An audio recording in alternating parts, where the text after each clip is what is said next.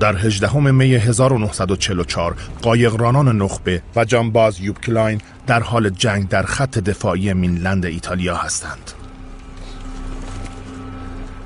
به عنوان متفقین واحد او هم از باقی گروه جدا شدند.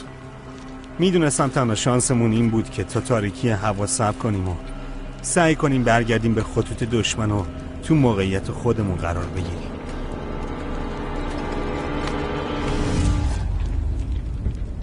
ناگهان با دشمن روبرو می شود.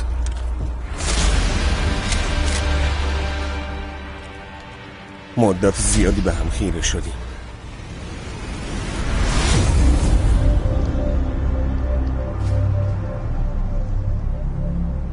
شواهد تلخی که از جنگ 3 ماهه آخر اینجا اتفاق افتاد هنوز در سرتاسر کشور دیده می شود. تونی پولارد باستانشناس جنگ در حال اکتشاف در خرابه‌های سن پیترو است، دهکده‌ای که نازی‌ها تسخیر و به یک منطقه کشتار تبدیل کردند. اینجا رو نگاه کن. هنوز سوراخ‌های گلوله روی دیوارن، پس به نظر میاد که این راهرو از اون سمت زیر آتش شدیدی قرار گرفته. این ساختمون سقفش از دست داده، ولی این ممکنه عمدی بوده باشه، چون در بعضی مواقع آلمانا سقف ساختمونا رو برمی داشتن تا بتونن خوب‌ها رو اندازا و توپخونه‌هاشون رو داخل اون بذارن و از داخل به اون طرف دیوارا شلیک کنن.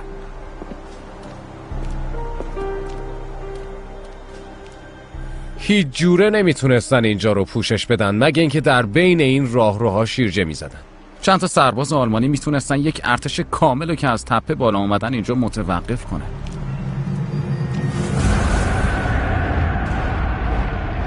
ریشه های اردوگاه ایتالیایی در 1940 شروع شد، زمانی که بنیتو موسولینی فاشیست دیکتاتور دوشا آدولف هیتلر در جنگ جهانی دوم شد. در ژوئن 1940 موسولینی به جنگ رفت، کاملا با اراده خودش، و به این دلیل این کارو کرد چون فکر میکرد بریتانیا جنگو میبازه و اگه بریتانیا جنگو ببازه به این معناست که مقدار زیادی غنایم غنی در آفریقا نصیبش میشه و امیدوار بود که امپراتوری رومی جدیدی خلق کنه که خودش سزارش باشه. نیروهای آلمانی و ایتالیایی به شمال آفریقا چشم دوخته بودند، دروازه‌ای به خاورمیانه و سرزمین‌های غنی از نفت. ولی در یک سری جنگ‌های وحشیانه متفقین آنها را به عقب راندند و در می 1943 بالاخره شکست خوردند. ایتالیا ناگهان در برابر حمله به آفریقای شمالی آسیب پذیر شد. در 10 جولای 1943 متفقین به سیسیل حمله کردند که کمتر از 3.5 کیلومتر از مینلند ایتالیا فاصله این داشت. کاملا واضحه که ایتالیا دیگه نمیتونه تحت هیچ شرایطی پیروز جنگ باشه. پولهاش تموم شده، منابعش تموم شده و مردمش از این شرایط سخت و درد و رنجی که این جنگ بهشون تحمیل کرده واقعا به سطوح اومده بودن. پادشاه ایتالیا موسولینی را عزل می کند و دولت جدید بدون اطلاع هیتلر شروع به رایزنی شرایط صلح با متفقین می کند. وقتی در 3 سپتامبر نیروهای متفقین پا به خاک ایتالیا گذاشتند، ایتالیا تسلیم شد. حالا آلمان ها نیروهای اشغالگر بودند. هیتلر دستور جلسه فوری با 2 از فرماندهان عالی رتبه و توانمندش را داد، اروین رومل و آلبرت کسلرینگ. به اونا دستور داد مذاکراتی در رابطه با اینکه چطور میشه به بهترین حالت در مقابل ایتالیا دفاع کنند و متفقین رو به سمت آلمان نگه دارند انجام بدن. رومل طرفدار نگه داشتن خط در کوهستان‌های شمالی بود، ولی کسلرینگ ایده متفاوتی داشت. در این موقعیت ارزیابی شما چی ارتش بود کسلرینگ؟ من معتقدم که رها کردن شبه جزیره ایتالیا در این مرحله از جنگ بی‌موقع است و ریسک زیادی داره. بهترین تاکتیک اینه که از سمت جنوب دفاع کنیم. اونا باید مجبور بشن برای هر سانتیمترشون غرامت بدن. هیتلر از چیزی که میشنید خوشش آمد و فرماندهی دفاعی ایتالیا را به کسلرینگ سپرد. هیتلر درباره اینکه از همه طرف مورد حمله قرار بگیره بدگمان بود، به خصوص از جناح جنوبی. ایتالیا مستقیما وارد آلمان میشد، بنابراین باید تا جایی ممکن از پایین‌ترین قسمت دفاع را شروع میکردن. باید هر کاری لازمه رو انجام بده. نقشه کسلرینگ شامل یک سری خطوط دفاعی در سرتاسر ساق ایتالیا است. اول سولانا و بعد ناپولی.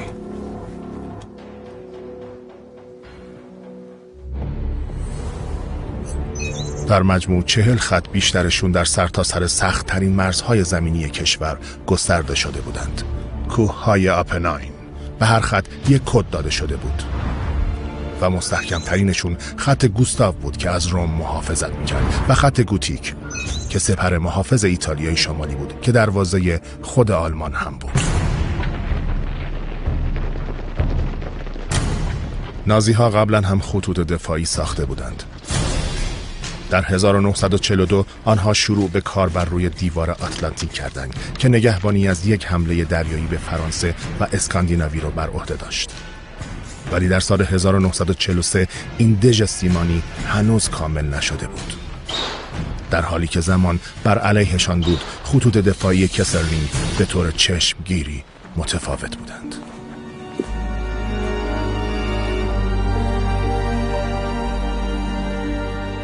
جیمز هولند قسمتی از خطوط ایتالیای جنوبی را کند و کاو می کند تا متوجه بشود چطور نازی ها توانستند به سرعت کل کشور را به یک دژ تبدیل کنند.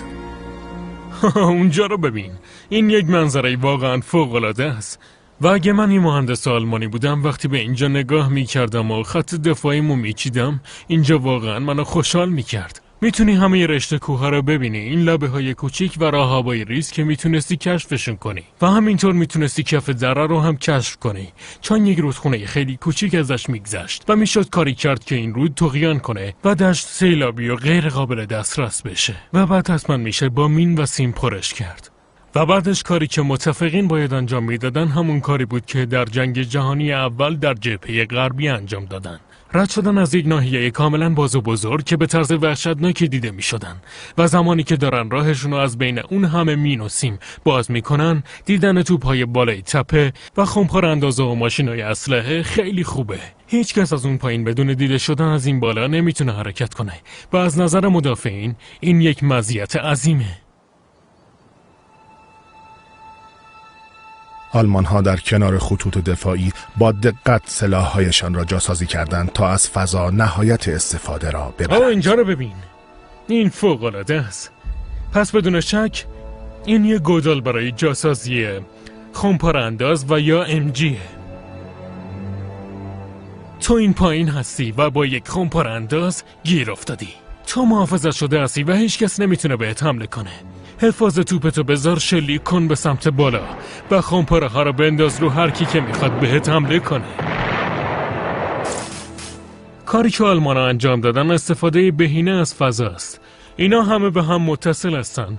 همینطور مکان قرارگیری شلیک کننده ها جوریه که همه در اون سمت روی اون تیغه به هم تلاقی داشته باشن. هر خط دفاعی شامل صدها موقعیت شلیک متصل هستند که در طول کشور گسترده شدند و از پیشروی دشمن جلوگیری می کنند.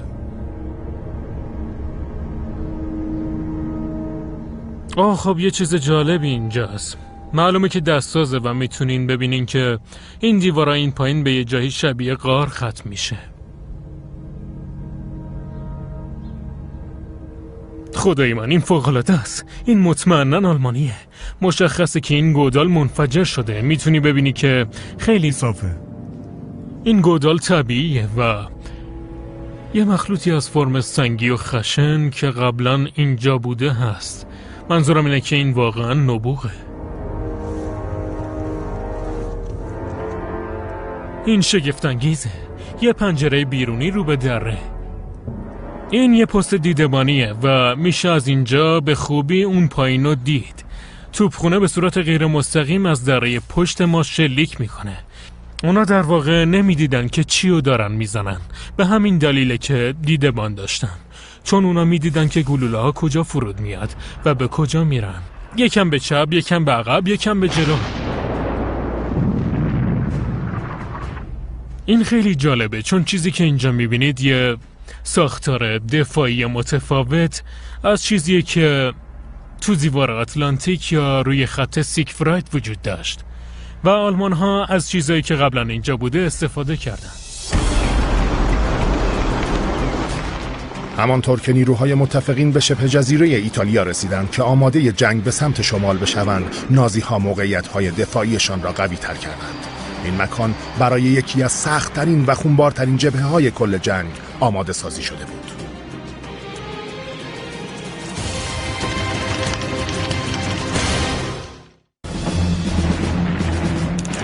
9 سپتامبر 1943 آلمان‌ها دفاع در برابر ایتالیا را در جنوب شروع کردند. برای هدایت جبهه کسلرینگ یک مرکز فرماندهی مرکزی در یک قلعه نظامی احداث کرد که از بمب‌های متفقین در امان بود. سنگر مونتسوراته.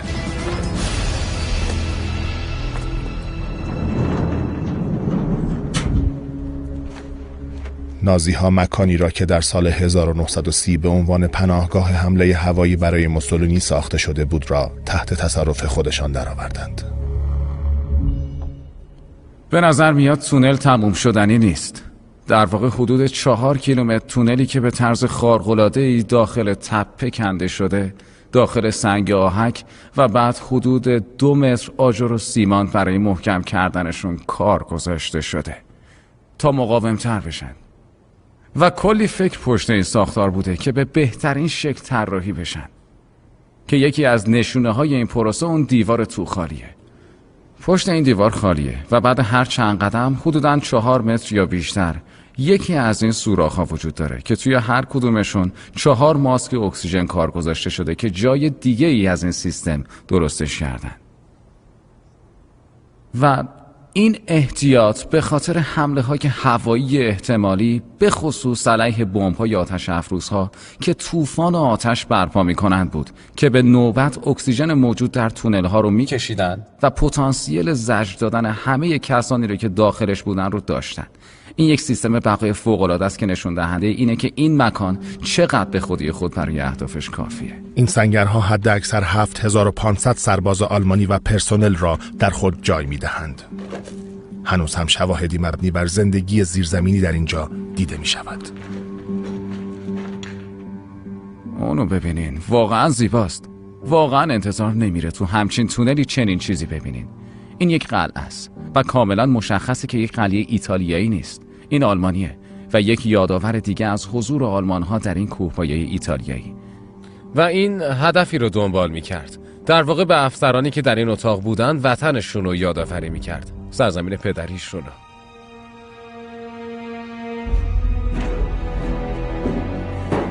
ولی مهمترین اتاق در عمیق‌ترین قسمت این مجموعه پنهان شده است.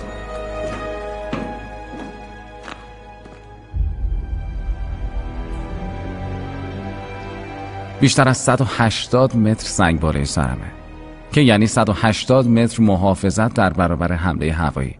و دلیلی براش وجود داره. این مرکز قدرت کل سیستمه. این اتاق ارتباطاته.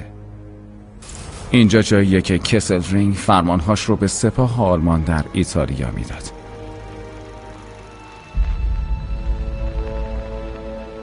کسلرینگ فرماندهی دفاع از کشور را از اعماق این سنگر ادامه میدهد.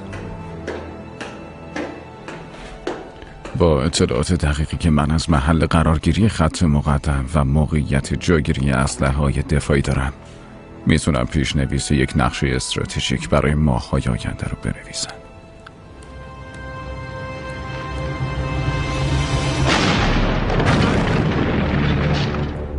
آلمان ها با موفقیت جلوی پیشرفت متفقین را در 2 خط دفاعی اول گرفتند. هر بار که یک خط شکست می‌خورد، آلمان ها به پشت خط بعدی عقب نشینی می‌کردند.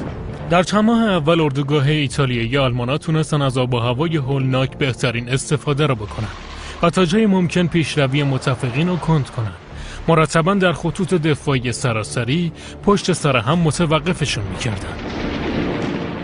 علیرغم موفقیت خطوط، کسلرینگ نمیتواند جلوی پیشرفت کامل متفقین را به خاطر تعداد کم و قدرت شلیک‌هایشان بگیرد. برای اینکه تا جای ممکن دشمن را به تأخیر بیاندازد، دستور می‌دهد که زیربنای فعلی را تخریب کند. سپس آلمان‌ها در 80 کیلومتری جنوب روم به خط دفاعی بعدی عقب نشینی کردند که به خط برهارد معروف بود. دهکده ماهیگیری آرتانا در غرب شاهد تعدادی از عجیب ترین جنگ ها بود.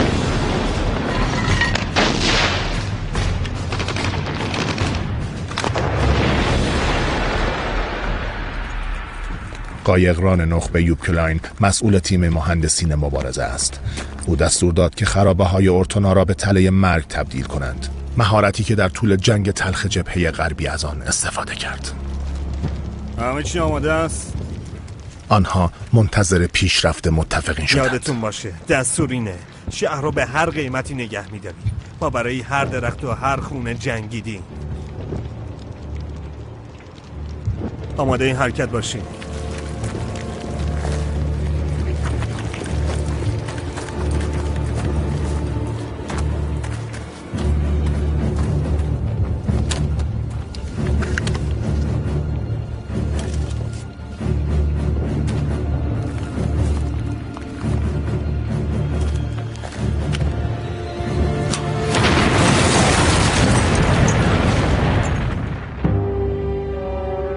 در کمتر از 113 کیلومتری سن پیترو قصه مشابهی در حال اتفاق افتادن بود. اینجا آلمان ها دهکده کوهپایه‌ای را به دژ تبدیل کرده بودند.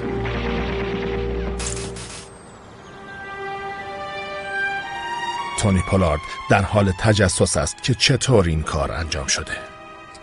در نگاه اول دهکده سن پیترو مثل هر دهکده دیگه‌ای در ایتالیاست. بسیار چشم نواز و در کنار تپه آشیان قرار گرفته. ولی همینطور که از داخل دهکده به سمت پشت تپه پیش برین، چیز دیگه ای اونجاست. و چیزی که ما اونجا داریم خرابه های این دهکده از سال 1943 هستش.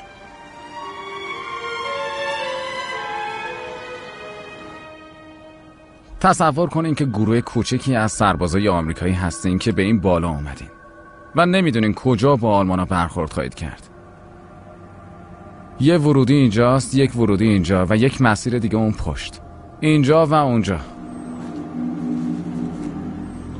این مکان فقط برای مدافع منفعت داره.